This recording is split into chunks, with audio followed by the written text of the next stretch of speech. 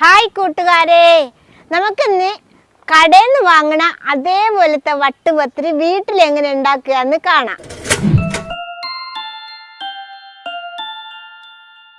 ഞാനിവിടെ 2 കപ്പ് അരിപ്പൊടിയാണ് എടുത്തിട്ടുള്ളത്.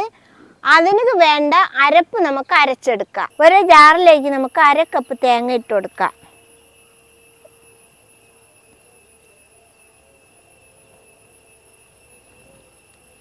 ഇനി ഒരു 1/2 ടീസ്പൂണ് ചെറിയ ജീരകമാണ് ഇട്ട് കൊടുക്കുന്നത് കേട്ടോ. ഇനി നമുക്ക് മിക്സിയിൽ വെച്ച് ഒന്ന് ചതച്ച് കൊണ്ടുവരാം. കണ്ടില്ലേ, ഇതേപോലെ ചതച്ച് വേണം എടുക്കാൻ കേട്ടോ. വല്ലാതെ അരയാനും പാടില്ല, ഇങ്ങനെ ചതച്ചെടുക്കണം. വെള്ളം ഒഴിക്കാതെ വേണം ചതയ്ക്കാൻ. ഇനി അതിലേക്ക് വേണ്ടിയുള്ള 2 പച്ചമുളക്, ഒരു 7 വെളുത്തുള്ളി, 10ഓളം ചെറിയ ഉള്ളി, അത് നമുക്ക് നന്നായിട്ട് ചതച്ചെടുക്കാം. നമുക്കിതൊരു ഇടികല്ലിൽ വെച്ചിട്ട് നമുക്കിത് ചതച്ചെടുക്കാം. കണ്ടില്ലേ, ഇതേപോലെ വേണം ചതച്ചെടുക്കാൻ. ഇനി നമുക്ക് വട്ടുപത്തിരിയിലേക്ക് വേണ്ട മാവ് നമുക്ക് വാട്ടിയെടുക്കാം. ഞാനിവിടെ 2 കപ്പ് അരിപ്പൊടിയാണ് എടുത്തിട്ടുള്ളത്. 2 കപ്പ് എന്ന് പറഞ്ഞാൽ 1 കപ്പ് പുട്ടിൻ്റെ പൊടിയും 1 കപ്പ് പത്തിരി മാവിൻ്റെ പൊടിയും. അത് എന്താ അങ്ങനെ മിക്സാക്കി എടുത്തതെന്ന് പറഞ്ഞാൽ നമ്മൾ വട്ടുപത്തിരി ഉണ്ടാക്കുമ്പോൾ നല്ല സോഫ്റ്റ് കിട്ടാൻ വേണ്ടിയിട്ടാണ് അങ്ങനെ എടുത്തിരിക്കുന്നത്. നമുക്ക് അതിന് വേണ്ടി ഒരു ചീനിച്ചട്ടി അടുപ്പത്ത് വെക്കുകയാണ്. ചട്ടി ചൂടായിട്ടുണ്ട്. നമുക്ക് ഇതിൽ 1 ടേബിൾ സ്പൂണ് നെയ്യ് ഒഴിച്ചു കൊടുക്കാം.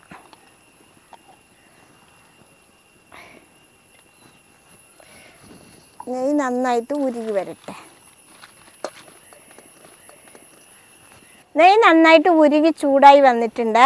ഇനി നമ്മൾ ചതച്ച് വെച്ച പച്ചമുളക്, ചെറിയ ഉള്ളി, വെളുത്തുള്ളി അത് ഇതിലിട്ട് കൊടുക്കാം.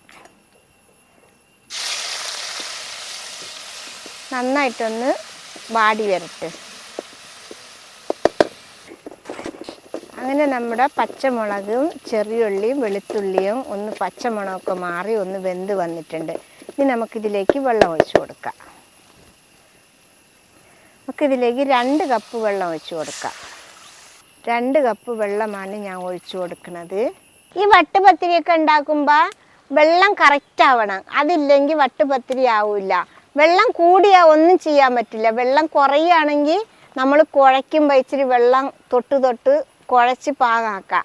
കൂടുകയാണെങ്കിൽ ഒന്നും ചെയ്യാൻ പറ്റില്ല കേട്ടോ. വെള്ളം കറക്റ്റാണ് ഒഴിക്കുക. ഇനി നമുക്ക് പാകത്തിനുള്ള ഉപ്പ് ഇതിലേക്ക് ഇട്ട് കൊടുക്കാം.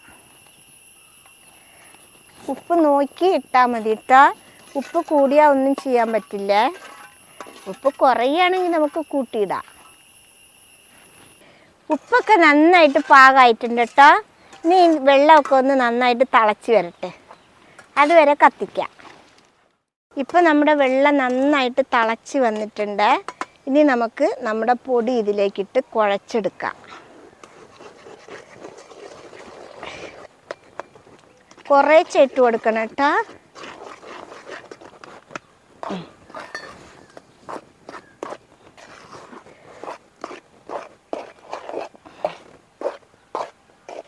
മാവിൻ്റെ എല്ലായിടത്തും വെള്ളം പടണേ. അതുപോലെ നമുക്ക് കിണ്ടണം.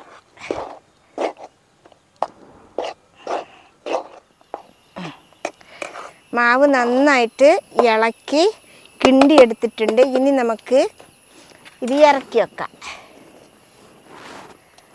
ഇറക്കി വെച്ചിട്ട് ഒരു 2 മിനിറ്റ് നമുക്ക് ഇതിട്ട് മൂടി വെക്കാം.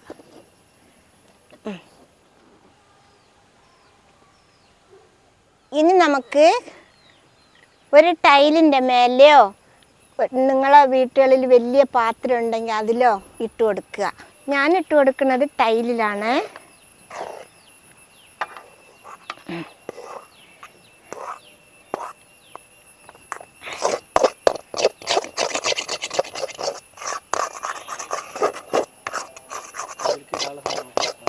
നല്ല മണമുണ്ട് പൊടി. ഇനി നമുക്ക് ഇതിൻ്റെ കൂടെ നമ്മൾ ചതച്ച് കൊണ്ടുവന്ന തേങ്ങ ഇട്ട് കൊടുക്കാം.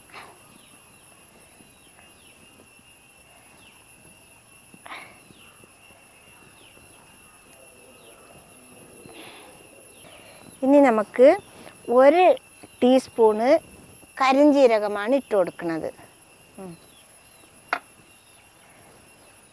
ഈ കരിഞ്ചീരത്ത് പകരം കറുത്ത എള്ളിട്ട് കൊടുത്താലും കുഴപ്പമില്ല കേട്ടോ.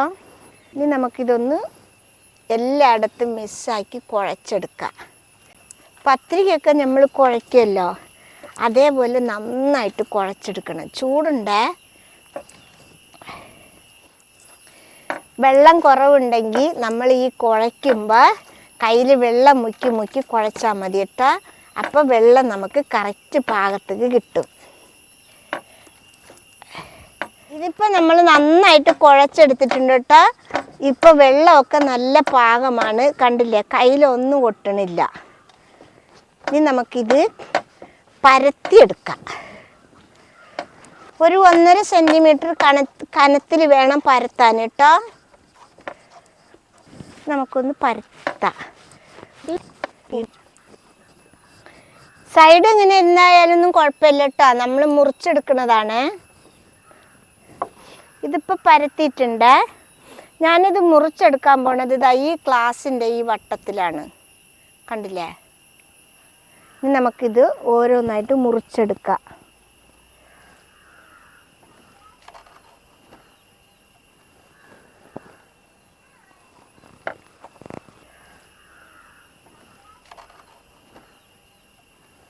കണ്ട ഈ ഗ്ലാസിൻ്റെ വട്ടത്തിലാണ് ഞാനിത് മുറിച്ചെടുക്കുന്നത്.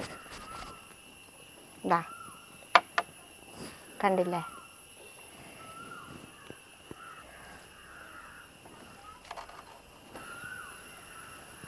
ഇതേപോലെ നമുക്ക് എല്ലാതും മുറിച്ചെടുക്കാം.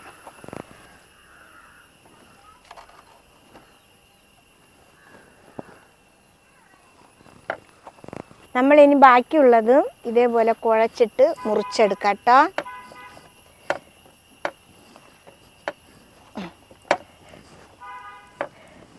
അങ്ങനെ എല്ലാതും നമ്മൾ വട്ട് പത്തിരിയാക്കി എടുത്തിട്ടുണ്ട്. ഇനി നമുക്ക് ഇതൊക്കെ പൊരിച്ചെടുക്കാം. പൊരിച്ചെടുക്കുന്നത് നല്ല വെളിച്ചെണ്ണയിൽ പൊരിച്ചെടുക്കുകയാണെങ്കിലാണ് നല്ല വട്ട് പത്തിരിയുടെ ഒറിജിനൽ ടേസ്റ്റ് കിട്ടുള്ളൂ. ഇപ്പം നമ്മുടെ എണ്ണ നന്നായിട്ടായിട്ടുണ്ട്. നമുക്കിത് ഓരോന്നായിട്ട് ഇട്ട് കൊടുക്കാം.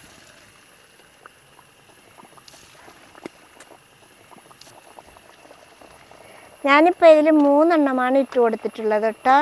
പക്ഷേ ഇടുമ്പോൾ ശ്രദ്ധിക്കണം, എണ്ണ കയ്യിൽ തെറിക്കാതെ നോക്കണം. നല്ല ചൂടുള്ള എണ്ണയിൽ വേണം ഇത് ഇട്ട് കൊടുക്കാൻ കേട്ടോ.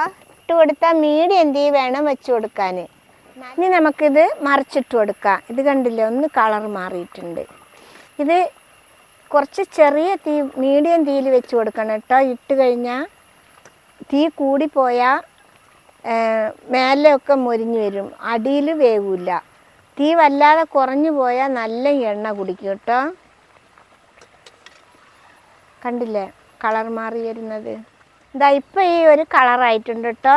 നമുക്കിനി ഇത് എടുക്കാം.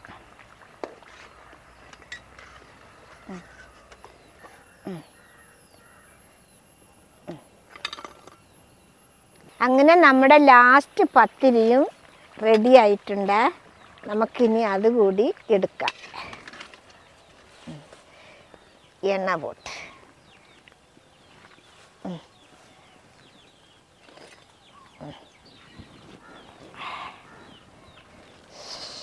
കണ്ടില്ലേ മക്കളെ, നമ്മുടെ പത്തിരി അടിപൊളിയായിട്ടുണ്ട്. ഞാൻ ഒരെണ്ണം എടുത്ത് പൊട്ടിച്ച് കാണിച്ചു തരാം.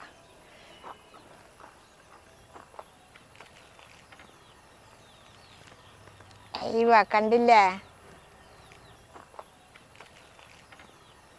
അടിപൊളിയായിട്ട് വെന്ത് നല്ല സോഫ്റ്റ് ആയിട്ടുണ്ട്. ഇതേപോലെ എല്ലാവരും ഉണ്ടാക്കി നോക്കണം മക്കളെ.